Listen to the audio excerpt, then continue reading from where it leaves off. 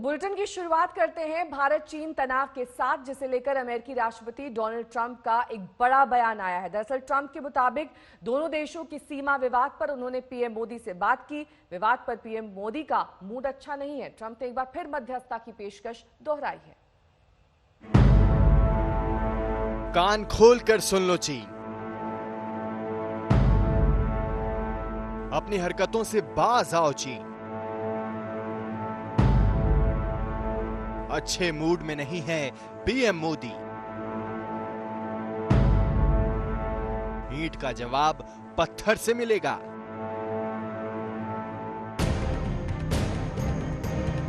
भारत चीन सीमा पर लद्दाख में पिछले कुछ दिनों से बढ़ रहे तनाव के बीच सुपर पावर अमेरिका की ओर से आया है एक बड़ा बयान। अमेरिकी राष्ट्रपति डोनाल्ड ट्रंप ने व्हाइट हाउस स्थित ओवल ऑफिस में मीडिया से बात करते हुए जो कुछ कहा, उससे इशारा मिलता है कि चीन की हरकतों पर पीएम मोदी क्या सोच रहे हैं। ट्रंप ने कहा कि मोदी का मूड ठीक नहीं है। But I can tell you, I did speak to Prime Minister Modi. He's not in a good mood about what's going on with China. Bharat चीन विवाद का जिक्र करते हुए ट्रंप ने कहा कि दोनों 1.4 अरब की विशाल आबादी और ताकतवर सेना वाले देश हैं। दोनों देश मौजूदा हालात से खुश नहीं लगते। Great, gentlemen. Yeah, they have a big conflict going with India and China. Is that what you're talking about? Yeah. Yes. They have a big conflict going with India and China. Two countries with 1.4 billion people. Two countries with very powerful militaries. And India is not happy, and probably China is not happy. Trump ने एक दिन पहले ही tweet कर इस विवाद में मध्यस्थता की इच्छा जताई थी। मीडिया से बात करते हुए उन्होंने एक बार फिर इस मध्यस्थता की पेशकश को दोहराया। I would do that. You know, I would do that if they thought it would help. If I were the mediator or the arbiter, I would do that. So we'll see. Go ahead. ये सब बोलने से पहले Trump ने एक बार फिर से मोदी के प्रति अपने सम्मान का इजहार किया। कहा, बड़े भद्र व्यक्ति हैं Modi. Me in India. I think they like me in India certainly more than the media likes me in this country. And I like Modi. I like your prime minister a lot. He's a great gentleman. Trump जब भी भारत के मुद्दे पर कुछ बोलते हैं तो PM Modi की तारीफ करने से नहीं चूकते। हाउडी मोदी और नमस्ते ट्रंप जैसे विशाल मंच को दोनों साझा कर चुके हैं। अंतर्राष्ट्रीय और द्विपक्षीय कूटनीति के मुद्दों पर दोनों की बातचीत अक्सर होती रहती है, लेकिन दोनों नेताओं के आत्मीय रिश्तों के बावजूद कूटनीतिक तौर पर भारत पहले भी साफ कर चुका है कि द्विपक्षीय रिश्तों में उसे किसी की मध्यस्थता की जरूरत नहीं। जब ट्रंप ने भारत पाकिस्तान मामले में मध्यस्थता का ऑफर दिया था, तब भी भारत ने यही कहा था और इस बार भी अपना रुख साफ कर दिया है। See, as I have told you, we are engaged with the Chinese side to peacefully resolve this issue. Ladakh सीमा पर तनाव भारत और चीन के बीच लगातार जारी है। दोनों पक्षों के बीच कई दौर की बातचीत नाकाम हो चुकी है। ऐसे में बड़ा सवाल यही उठ रहा है कि आखिर चाहता क्या है चीन। आज तक ब्यूरो। और ज्यादा जानकारी के साथ गीता मोहन हमारे संवाददाता हमारे साथ जुड़ गए हैं। गीता, चाहे बात पाकिस्तान की हो, तब मध्यस्थता की पेशकश अमेरिका की तरफ से, अब चीन के मामले में भी एक बार फिर से वही बात दोहरा रहे हैं ट्रंप, जबकि सबको ये मालूम है कि चीन के साथ इस वक्त अमेरिका के कैसे रिश्ते हैं और ऐसे में मध्यस्थता मुमकिन भी नहीं हो सकती है। क्या वाकई ट्रंप भारत के हितैषी हैं और इसी मद्देनजर वो बार बार इस तरह की पेशकश करते हैं?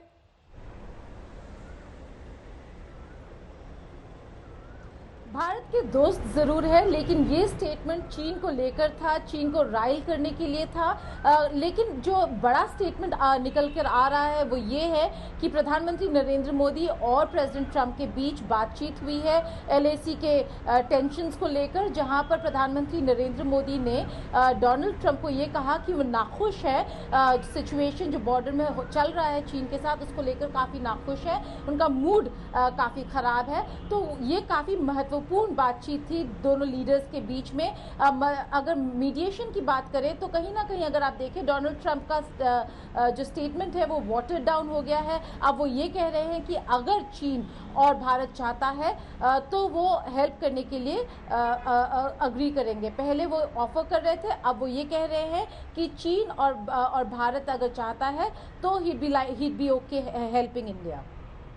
बहुत बहुत शुक्रिया गीता, इस तमाम जानकारी के लिए आपका। गीता मोहन हमारे संवाददाता जानकारी देते किस तरह से ट्रंप ने एक बार फिर से मध्यस्थता की पेशकश की है, जिस तरीके से हालात इस वक्त LAC पर बने हुए हैं। बहरहाल लद्दाख में चीन और भारत की सेना आमने सामने है। चीन की हर चाल का माकूल जवाब देने के लिए LAC के पास भारत ने भी सैनिकों की संख्या बढ़ा दी है। विदेश मंत्रालय का यह कहना है कि भारत अपनी अखंडता और क्षेत्रीय संप्रभुता को बनाए रखने के लिए हर संभव उपाय करेगा।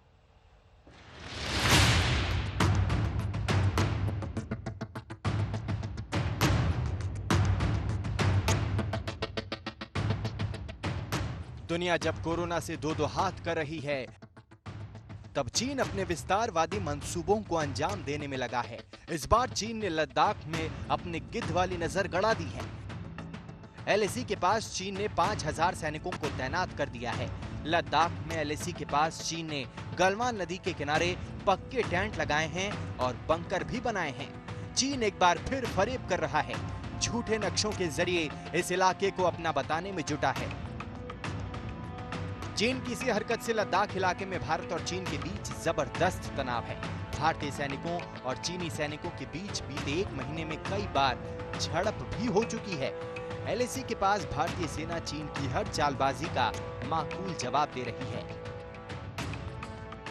See, on developments on the LAC, I had conveyed last week that our troops have taken a very responsible approach towards border management and strictly follow the procedures laid out in various bilateral agreements and protocols with China to resolve any issue that may arise in the border areas. These channels.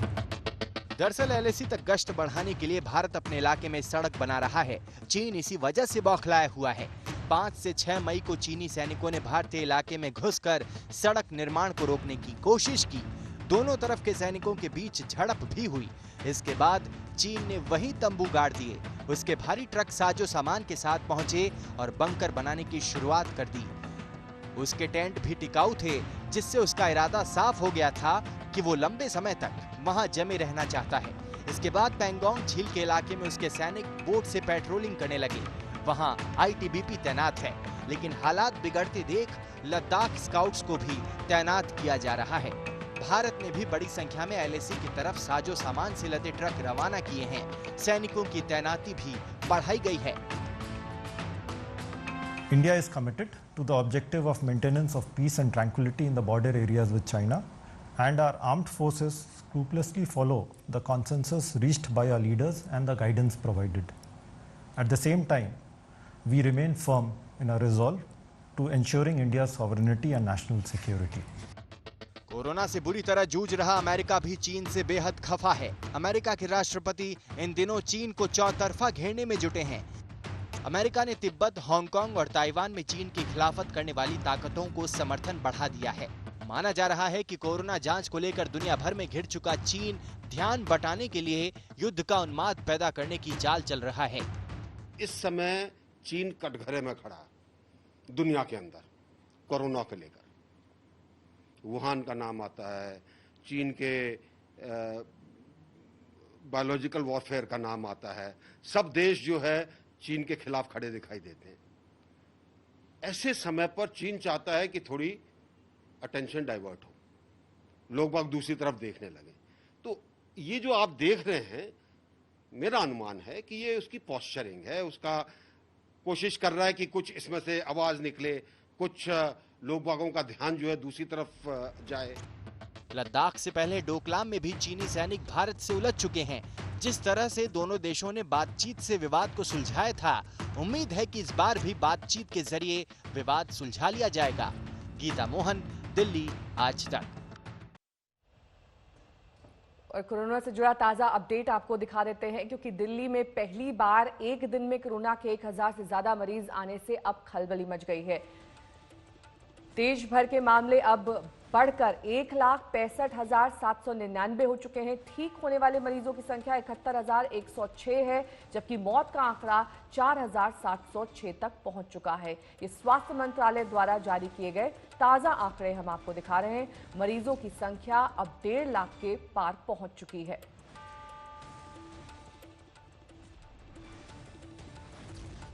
वहीं दिल्ली की हालत भी चिंताजनक है। यहां पर भी लगातार मामले बढ़ने से खलबली मच गई है, लेकिन कोरोना के केस सिर्फ दिल्ली में नहीं बल्कि आसपास के इलाके जैसे नोएडा, गाजियाबाद, गुरुग्राम में भी लगातार बढ़ रहे हैं।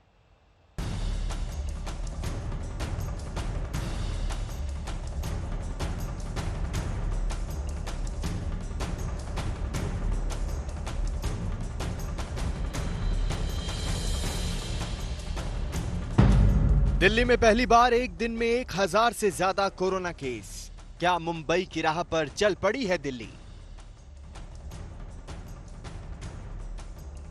दिल्ली में पिछले कुछ दिनों से स्थिर चल रहे कोरोना ग्राफ में कल अचानक उछाल आया है। पहली बार दिल्ली में एक दिन में 1,000 से ज्यादा कोरोना केस आए हैं।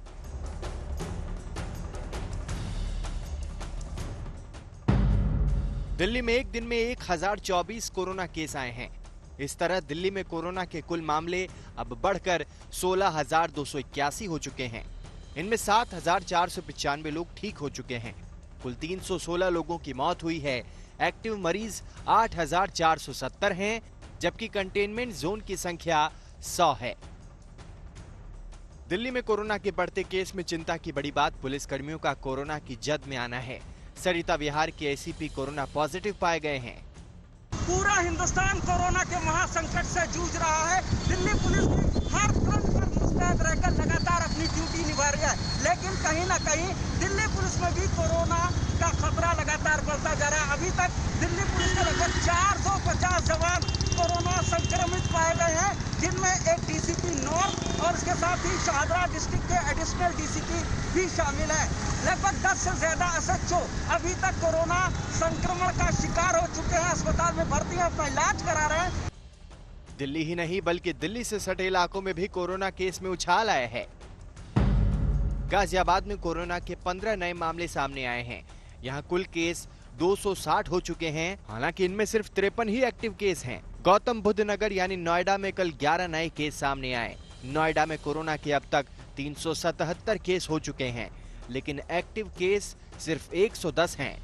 गुरुग्राम में एक ही दिन में कल 68 केस सामने आए। यहां अब तक कुल 405 केस हो चुके हैं। दिल्ली और आसपास बढ़ते कोरोना केस को देखते हुए एक बार फिर हरियाणा सरकार ने बॉर्डर सील करने का आदेश दे दिया है। हमारे जितने कोरोना के केस हैं 80% उन जिलों से हैं जो जिले दिल्ली के साथ सटे हुए हैं, तो इसलिए दिल्ली के साथ हम अपनी बॉर्डर पूरी तरह से सील करके रखें।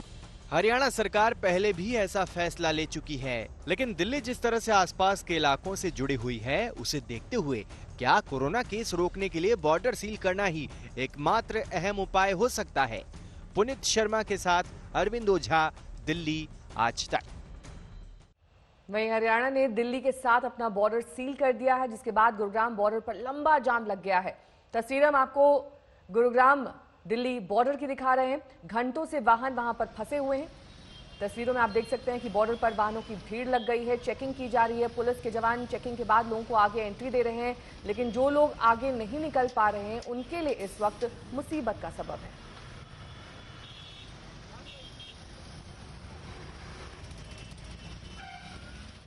दिल्ली में कोरोना का विस्फोट हमने आपको दिखाया। अब बात महाराष्ट्र की करेंगे, क्योंकि कोरोना वहां पर काल बनकर टूट रहा है। बीते 24 घंटे में 85 लोगों की जान जा चुकी है। फायर ब्रिगेड के 41 अधिकारी और कर्मचारी भी इसकी चपेट में अब आ चुके हैं।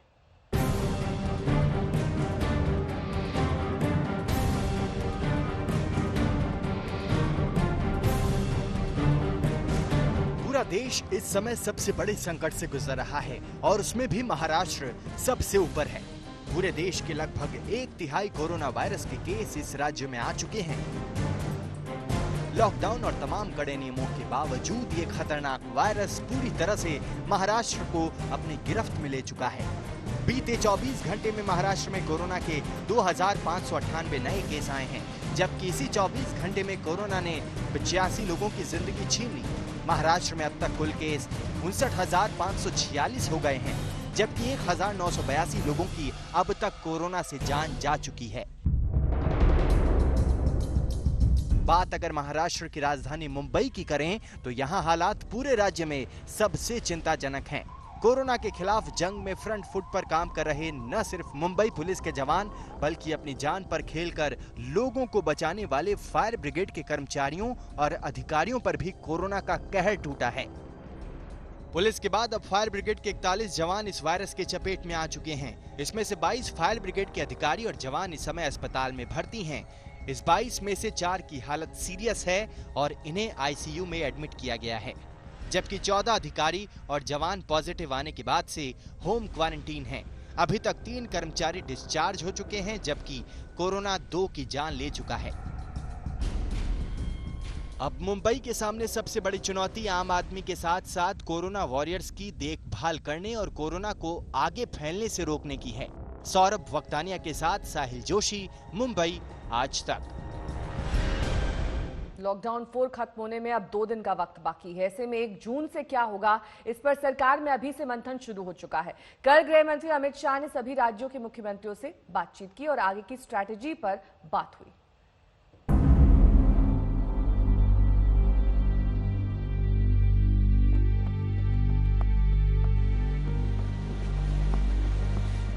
लॉकडाउन 4 के बाद क्या लॉकडाउन 5 होगा?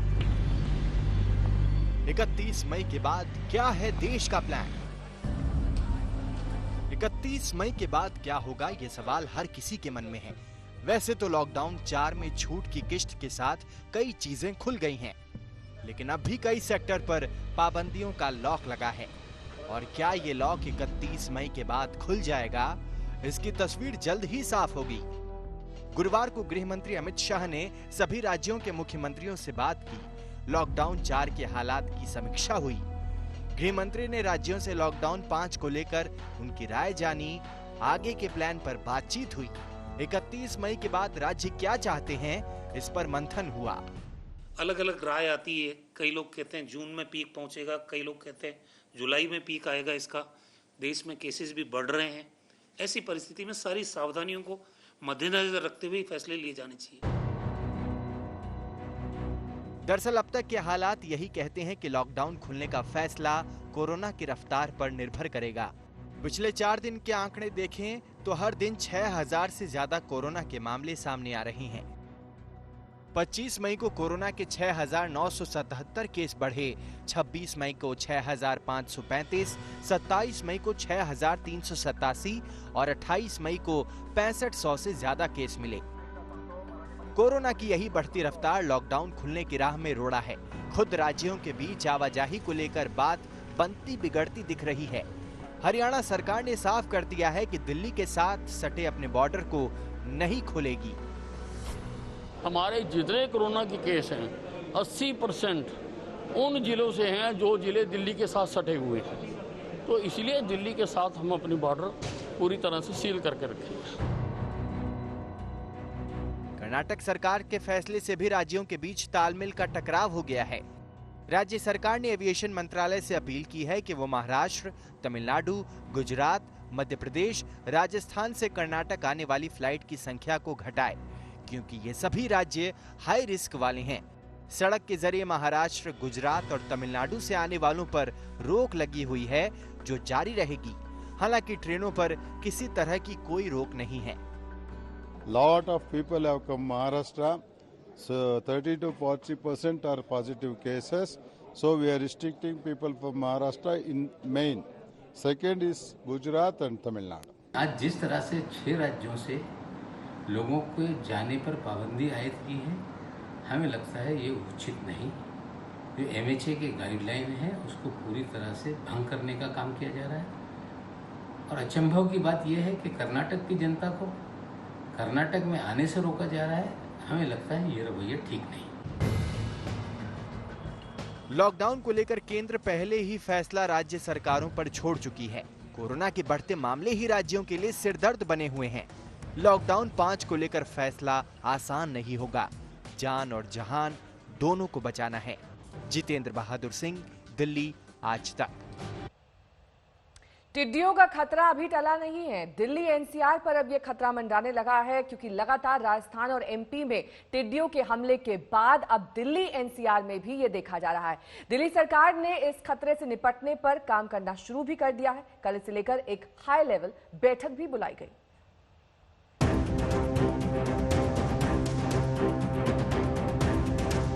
क्या दिल्ली एनसीआर पर है टिड्डियों के हमले का खतरा?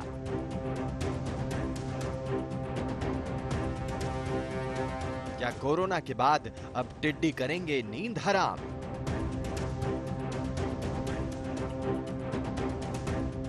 टिड्डियों के खतरे पर दिल्ली से नोएडा तक प्रशासन चौकस।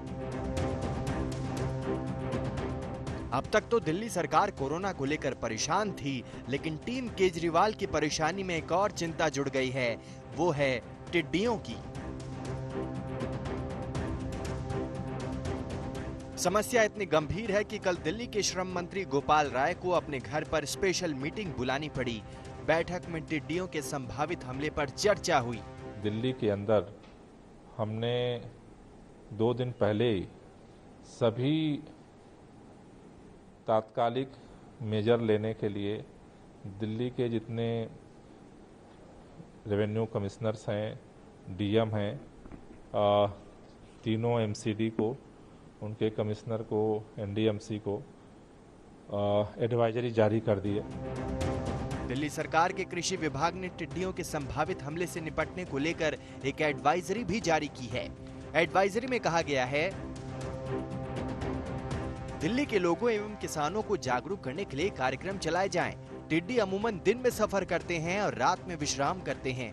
कोशिश करें कि टिड्डियों को विश्राम का मौका न मिले, खासकर रात को। स्प्रे मशीन से रात में जरूरत के मुताबिक कीटनाशकों का छिड़काव हो। किसानों के साथ साथ जो पूरा दिल्ली के अंदर हॉर्टिकल्चर है, जो पेड़ पौधे हैं, नर्सरीज हैं, उस पर भी उनका जो है वो हमले से नुकसान की आशंका है। तो इसको देखते हुए पूरे दिल्ली के जितने डिपार्टमेंट जो एग्रीकल्चर और हॉर्टिकल्चर जितने विभागों के पास हैं, सबको एडवाइजरी जारी कर दी गई है। दिल्ली ही नहीं, नोएडा प्रशासन भी टिड्डियों के हमले को लेकर चौकस हो गया है। नोएडा प्रशासन ने टिड्डियों के हमले से बचने के लिए किसानों को अलर्ट किया है। फसलों को बचाने के लिए कमेटी बनाई है। दरअसल यूपी के सीमावर्ती राज्य मध्य प्रदेश और राजस्थान टिड्डियों के हमले का सामना कर रही हैं। ऐसे में यूपी सरकार खास तौर पर सतर्क है। सरकार की कोशिश है कि जो टिड्डी दल यूपी की ओर आने की कोशिश कर रहा है, अगर वो कहीं भी बैठने की कोशिश करे तो उसे वहीं मार दिया जाए। प्रयास ये किया गया है कि टिड्डी दल जो उत्तर प्रदेश की ओर आ रहा है, जहाँ कहीं पर भी बैठने की कोशिश करता है, उनके ऊपर छिड़काव करके उनको मार दिया जाए, या वो बैठने की स्थिति में नहीं रहते हैं तो शोर मचा करके उनको टीन, डब्बे, बक्से आदि मुंह की आवाज़ निकाल करके, या अन्य जो डीजे आदि हैं उनके द्वारा जो है वो आवाज़ निकाल करके, सायरन वगैरह बजा करके उनको भगा दिया जाए। पिछले कुछ दिनों से टिड्डी दल देश के कई सूबों के लिए भारी परेशानी का सबब बने हुए हैं। ऐसे वक्त में जब पूरा देश कोरोना संकट से जूझ रहा है, टिड्डियों के हमले ने संकट को डबल कर दिया है। दिल्ली से कुमार कुणाल के साथ आज तक ब्यूरो। हिमांशु मिश्रा हमारे संवाददाता से तमाम जानकारी के साथ हमारे साथ जुड़ गए हैं। हिमांशु, एक तरफ कोरोना की चुनौती, दूसरी तरफ टिड्डियों का ये दल, ऐसे में जो कल मीटिंग बुलाई गई उसमें क्या बिंदु सामने आए हैं? किस तरीके से आगे की रणनीति है इन टिड्डी दल से निपटने के लिए? देखिए, बिल्कुल सरकार की तरफ से जो है पूरी तरीके से जो है एहतियात बरती जा रही है। कल कृषि मंत्री नरेंद्र सिंह तोमर, उनके साथ दोनों एमओएस बैठक में मौजूद थे, उच्च अधिकारी थे। ये तय किया गया कि स्प्रे जो है टिड्डियों को भगाने के लिए वो न सिर्फ दिल्ली और जो है नोएडा, उसके अलावा जो है 11 अन्य राज्यों के लिए भी एडवाइजरी जारी की गई है, जिसमें दिल्ली है, उत्तर प्रदेश है, मध्य प्रदेश है, राजस्थान है, पंजाब है, महाराष्ट्र है। इन राज्यों के लिए भी एडवाइजरी जारी की गई है और ये कहा गया है कि स्प्रे जो है वो किया जाएगा हेलीकॉप्टर के जरिए और ड्रोन की मदद ली जाएगी। बहुत बहुत शुक्रिया हिमांशु तमाम जानकारी के लिए आपका, क्योंकि यूपी के झांसी में कल देर रात टिड्डियों के खिलाफ एक बड़ा ऑपरेशन चलाया गया। झांसी की टहरौली तहसील के 2 गांवों में ये ऑपरेशन चला। दमकल गाड़ियों और दूसरे उपकरणों ने स्प्रे कर टिड्डियों को मार गिराया।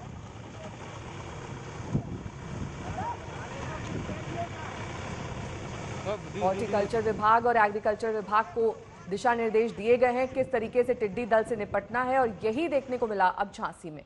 बात अब पाकिस्तान की करेंगे। पाकिस्तान की बौखलाहट अब इस कदर बढ़ चुकी है कि वो राम मंदिर के मामले में भी जहर उगल रहा है। पाकिस्तान ने राम मंदिर निर्माण को लेकर आपत्ति जताई, जिस पर विदेश मंत्रालय ने पाकिस्तान को भारत का संविधान पढ़ने की सलाह दी। अयोध्या में भव्य राम मंदिर के दर्शन दूर नहीं, मंदिर की घंटियों की आवाज अभी से भक्तों के कानों में गूंज रही है। सियापति रामचंद्र की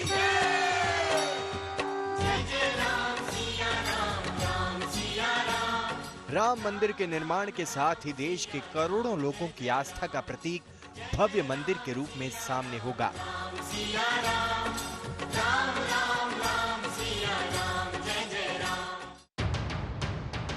लेकिन राम मंदिर बनने से पहले ही पाकिस्तान के सीने पर सांप लौट गया है। मंदिर निर्माण के शुरू होने की बात से ही उसके पेट में दर्द शुरू हो गया है। अपनी फितरत के मुताबिक एक बार फिर पाकिस्तान ने भारत के अंदरूनी मामले में टांग अड़ाई है। पाकिस्तान के विदेश मंत्रालय ने कहा, ऐसे में जब पूरी दुनिया अभूतपूर्व कोविड-19 महामारी से जूझ रही है, आरएसएस भाजपा गठजोड़ हिंदुत्व के एजेंडे को आगे बढ़ा रहा है। अयोध्या में ऐतिहासिक बाबरी मस्जिद स्थल पर 26 मई 2020 को मंदिर निर्माण की शुरुआत इसी दिशा में एक और कदम है, और पाकिस्तान की सरकार और लोग इसकी कड़ी निंदा करते हैं। भारत के खिलाफ अपनी नफरत में पाकिस्तान जनता को भी घसीटने से चूक नहीं रहा। आतंकवाद के मोर्चे पर मुंह की खाने वाला पाकिस्तान अब कूटनीति के मोर्चे पर धर्म की आड़ लेने से भी बाज नहीं आ रहा। पाकिस्तान के विदेश मंत्रालय का कहना है कि बाबरी मस्जिद संशोधित नागरिकता कानून और एनआरसी की शुरुआत से संबंधित घटनाक्रम ये स्पष्ट करता है कि मुस्लिमों को भारत में किस तरह से हाशिए पर रखा जा रहा है। ये पहली बार नहीं है जब पाकिस्तान ने राम मंदिर पर अपना जहर उगला हो। भारत की ओर से कई बार पाकिस्तान के बयान को खारिज किया जा चुका है। दरअसल कश्मीर में आतंकवाद के मोर्चे पर पाकिस्तान पस्त हो चुका है। उसे पीओके खोने का भी डर सता रहा है। भारत की बढ़ती ताकत से घबराया पाकिस्तान किसी भी पैंतरेबाजी से पीछे नहीं हट रहा। आज तक ब्यूरो। हिंदुस्तान लगातार कोरोना से जंग लड़ रहा है। जल्दी बाजार में भारत कोरोना की वैक्सीन लाने की तैयारी में है। देश भर के वैज्ञानिक इस काम में जुटे हुए हैं। अलग अलग चरणों में काम किया जा रहा है, जिसके बाद जल्द ही कोई खुशखबरी की उम्मीद की जा सकती है।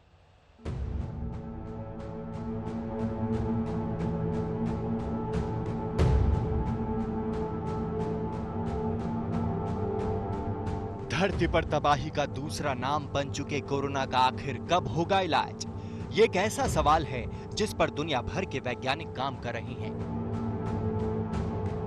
कोई कोरोना की दवा बनाने का दावा कर रहा है तो कोई वैक्सीन।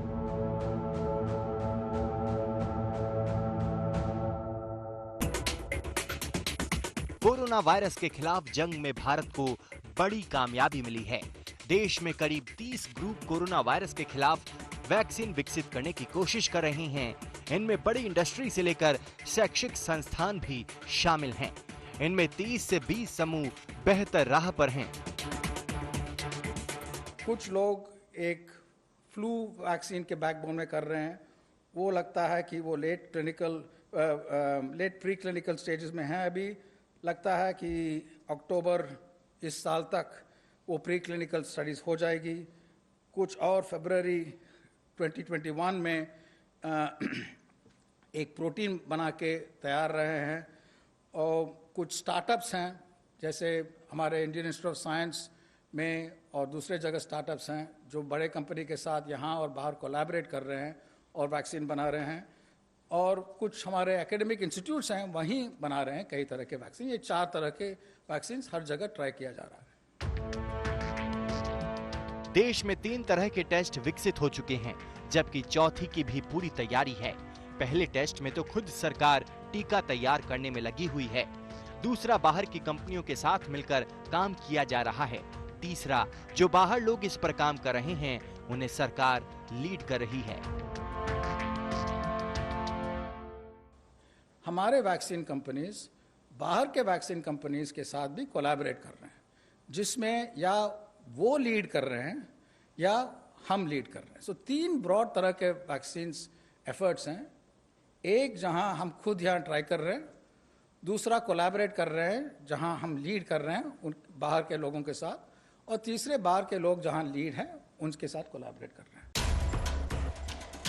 सरकार का दावा है कि वैक्सीन बनाने के मामले में अक्टूबर तक कुछ कंपनियों को इसकी प्री क्लिनिकल स्टडीज तक पहुंचने में सफलता मिल सकती है।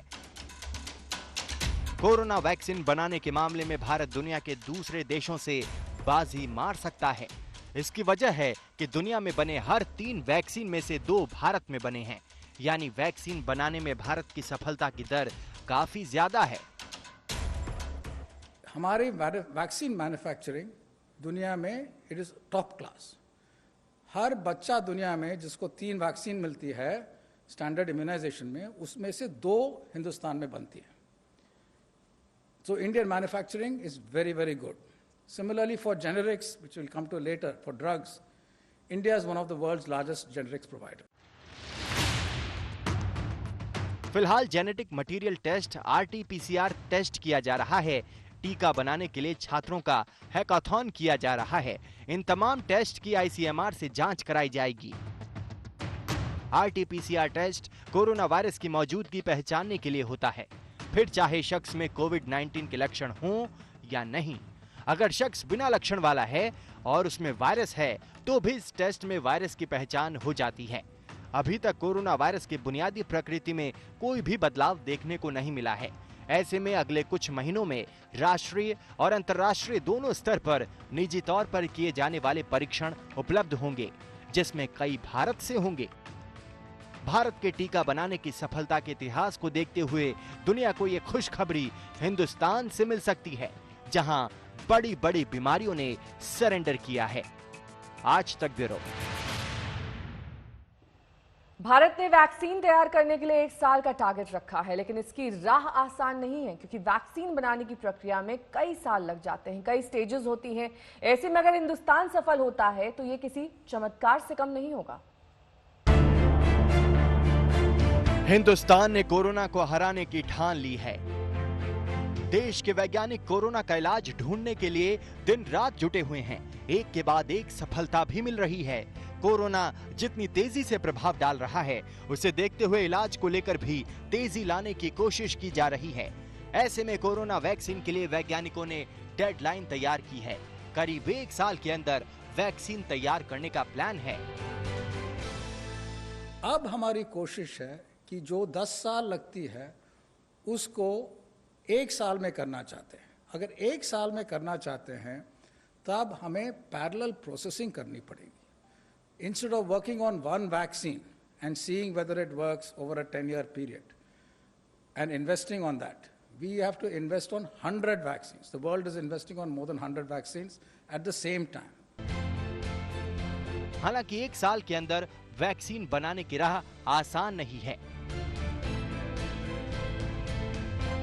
भारत ने जो टारगेट सेट किया है वो 2021 तक का है, यानी अधिकतम 18 महीने में वैक्सीन तैयार करने का प्लान है। उस लिहाज से वैक्सीन के अलग अलग स्टेज को समझते हैं, यानी academic research, pre clinical, phase 1, phase 2 और फेज 3 का टेस्ट, जो अगर सफल होता दिखता है तो इसके फैक्ट्री बनाने की प्रक्रिया, जिसके बाद निर्माण का काम शुरू करना और फिर वैक्सीन को बिक्री के लिए तैयार करना। ये इतना आसान नहीं है, क्योंकि वैक्सीन बनाने में औसतन 16 साल लग जाएंगे, जिनमें एक एक प्रोसेस 2 से 4 साल का समय लेती है। यानी इस लिहाज से कोरोना की वैक्सीन 2036 तक आनी चाहिए। ऐसे में अगर भारत 1 साल में वैक्सीन बनाने में कामयाब होता है तो ये किसी चमत्कार से कम नहीं होगा। ये बात देश के वैज्ञानिक भी अच्छी तरह से समझते हैं कि वैक्सीन को बनाने में कम से कम 10 से 15 साल का समय लगेगा। यही वजह है कि एक वैक्सीन में काम करने की बजाय करीब 100 से ज्यादा तरीके की वैक्सीन में काम किया जा रहा है। हालांकि वैक्सीन बनाने में खर्चा भी कम नहीं है, इसकी लागत $200 मिलियन के करीब होती है। लेकिन कोरोना जिस तरह से दुनिया में कोहराम मचा रहा है, उसे देखते हुए इसका परमानेंट इलाज बहुत जरूरी हो गया है और उम्मीद है कि भारत जल्द ही इस बीमारी को दुनिया से खत्म करने में कामयाब होगा। जल्द ही कोरोना की वैक्सीन बाजार में होगी। आज तक ब्यूरो। मौलाना साद और तबलीगी जमात के मरकज की मुश्किलें लगातार बढ़ रही हैं। जिस रफ्तार से कोरोना बढ़ रहा है उसी रफ्तार से उनके खिलाफ चार्जशीट भी दायर की जा रही है। मरकज के खिलाफ वायरस फैलाने से शुरू हुई जांच मनी लॉन्ड्रिंग तक पहुंच चुकी है और अब सीबीआई ने मरकज से जुड़े मामले की जांच शुरू कर दी है।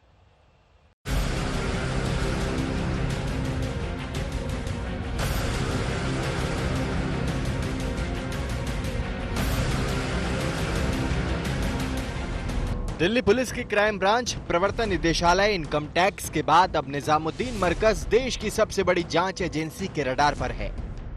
सीबीआई निजामुद्दीन मरकज पर कई तरह के आरोपों की जांच करेगी।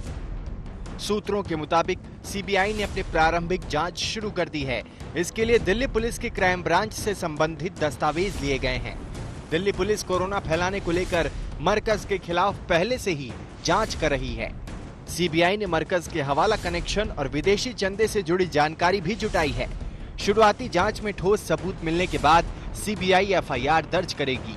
सूत्रों के मुताबिक सीबीआई की जांच का दायरा मरकज के फंडिंग के इर्द गिर्द होगा। मरकज से जुड़े 35 देशों के 910 विदेशियों के खिलाफ दिल्ली पुलिस आरोप पत्र दाखिल कर चुकी है। इन पर वीजा नियमों के उल्लंघन, महामारी से जुड़ी गाइडलाइंस की अनदेखी जैसे आरोप हैं। निजामुद्दीन मरकज पर प्रवर्तन निदेशालय पहले ही मौलाना साद समेत 9 लोगों के खिलाफ मनी लॉन्ड्रिंग का केस दर्ज कर चुका है। तबलीगी मरकज के मौलाना साद पर जानबूझकर कोरोना फैलाने का आरोप है। दिल्ली पुलिस ने जो चार्जशीट दाखिल की है उसमें भी मौलाना साद का जिक्र है। मौलाना साद के करीबियों पर भी शिकंजा कस चुका है। जांच के दौरान जमात से जुड़े कई लोगों ने माना कि वो मौलाना साद के कहने पर 20 मार्च के बाद भी मरकज में रुके हुए थे। फिलहाल मौलाना साद और मरकज के काम करने का तरीका सब कुछ जांच के घेरे में है।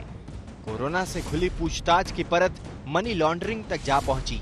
अब देखना है कि सीबीआई को तबलीगी जमात केस में क्या ठोस मिलता है। अरविंद ओझा, दिल्ली, आज तक। गुजरात से बिहार जा रही एक प्रवासी मजदूर महिला की प्लेटफॉर्म पर मौत की खबर आई। अब सियासत भी इसको लेकर खूब हो रही है। दोनों बच्चे कटिहार में नानी के घर पर हैं, जहां नेताओं का जमावड़ा लग रहा है। इस बीच पटना हाईकोर्ट ने नीतीश सरकार से जवाब तलब किया है, जिसकी अगली सुनवाई 3 जून को होनी है। मां की चादर खींच खींच कर खेल रहा मासूम अब बार बार रोने लगता है।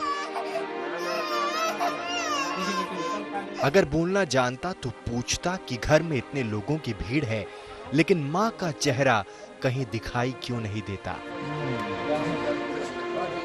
छोटी उम्र का बड़ा भाई अपनी तरह से उसे दिलासा देता है, लेकिन ये बात उसकी समझ में भी कहां आएगी कि नानी के घर में इतने सारे लोग क्यों आ गए। कोरोना संकट के बीच अलग अलग पार्टी के नेता इस कच्चे मकान में लगातार आ रहे हैं। आरजेडी नेता तेजस्वी यादव ने परिवार से फोन पर बात की और 5 लाख रुपए का चेक दिया गया। 5 लाख रुपए हम लोग सहयोग कर रहे हैं, 5 लाख रुपए देकर के। ये भरोसा भी दिया कि बच्चे की पढ़ाई का खर्च उनकी पार्टी देगी और घर के एक सदस्य को बिहार में ही नौकरी मिलेगी। अरबीना को क्या मालूम था उसकी गुमनाम जिंदगी के आखिरी पड़ाव के बाद कैसी हलचल मचने वाली है। 2 बच्चों के साथ एक छोटी सी गृहस्थी थी जो 3 तलाक के बाद बिखर गई। पति ने छोड़ दिया तो 2 बच्चों की परवरिश की जिम्मेदारी ने उसे इतना हौसला दिया कि वो मजदूरी करने अहमदाबाद पहुंच गई। लॉकडाउन में काम छिन गया, रोजी रोटी का जुगाड़ मुश्किल हो गया तो अब्बा को फोन किया। जहां तहां से पैसे मांगकर 3000 रुपए भेजे गए। ये पैसे भी कब तक चलते, सो अरबीना ने घर वापस लौटने का फैसला किया। प्यास से ये हुए, खाना नहीं मिला, पानी में नहीं मिला। कहाँ? ट्रेन में यही वजह में वो दम तोड़ दिया। गर्मी उतना गर्मी भी है, खाना नहीं मिला और पानी भी नहीं मिला, तो वो क्या करेगा। गर्मी और खाना और पानी नहीं मिलेगा तो वो तो दम तो टूटेगा ही। हंगामा बहुत हुआ, लेकिन न तो उसका पोस्टमार्टम हुआ और न ही अभी तक बच्चे का टेस्ट हुआ है। अब उसकी मौत की वजह को लेकर अपने अपने दावे और खंडन जारी किए जा रहे हैं।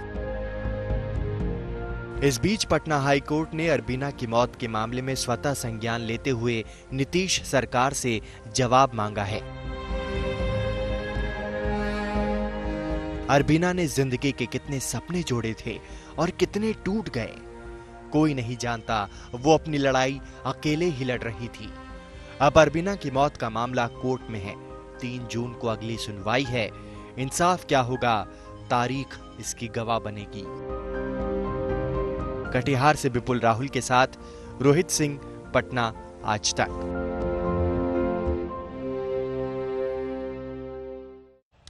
आपने मजदूरों को हजारों किलोमीटर पैदल सफर करते देखा होगा। आपने मजदूरों को साइकिल से, रिक्शे से, ठेले या फिर ऑटो, ट्रक, ट्रेन से घर जाते देखा होगा। मगर इस बार मजदूर प्लेन से घर गए। कुछ समाजसेवी संस्थाओं ने मुंबई के मजदूरों को उनके घर रांची प्लेन से पहुंचाया।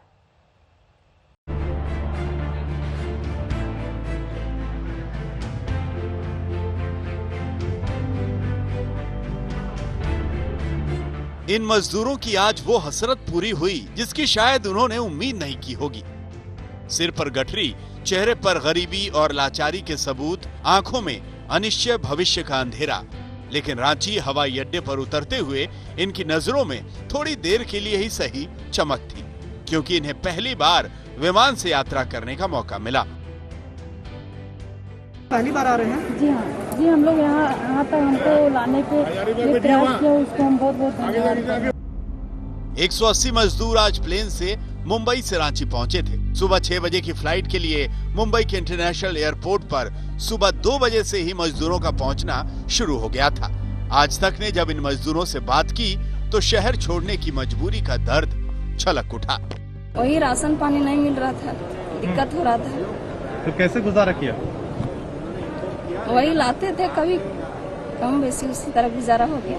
वापस जा रहे हैं क्योंकि 2 महीने से इधर ही फंसे थे, उधर जा नहीं पा रहे थे। पूरा पगार उगार थोड़ा नहीं मिल रहा था, राशन पानी का दिक्कत था, सर बच्चे लोग थे। 2 मजदूरों के लिए विमान का किराया सोचना भी मुश्किल है, लेकिन इन मजदूरों के लिए Bangalore law school alumni association मसीहा बनकर आया। कुछ एनजीओ की मदद से करीब 12 लाख रुपए खर्च कर सारा इंतजाम किया गया। पूछा, हमने सिर्फ बोला कि आप लोग को आना है तो फ्लाइट है, तो we haven't really gone. Migrants का रिएक्शन क्या था? हमने वैसे पूछा नहीं एक्चुअली, टू बी ऑनेस्ट। तो खर्चा कितना आया है और खर्चा किसने वहन किया? खर्चा हमने उठाया, national law school alumni entirely. जिस तरह से मुंबई से मजदूरों की टोली हवाई जहाज से रांची पहुंची, वैसे ही 10 मजदूरों को दिल्ली से पटना भेजा गया।